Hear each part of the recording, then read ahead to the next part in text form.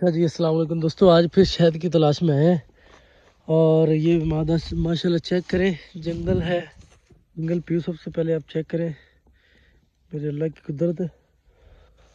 اور جنگل میں ماشاءاللہ آپ کو دکھاتا ہوں کہ پھل کون کون سے درخت ہے۔ جامن کا درخت ہے، شتوت کا ہے، اس کے علاوہ امرود بھی ہیں اور بھی کافی ہیں، اور شہد کی تلاش جاری ہے۔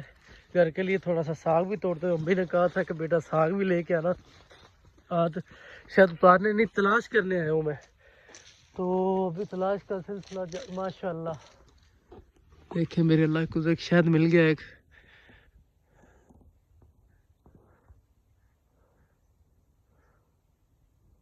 دیکھیں میرے اللہ کو کتنا بڑا شہد ہے، کافی اونچائی پہ، یہ دیکھیں۔ اور یہ باغ امرود بھی لگے ہیں ادھر ماشاءاللہ۔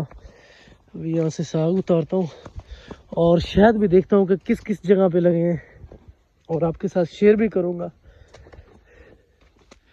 دیکھیں ویو چیک کریں میرے اللہ کی قدرت۔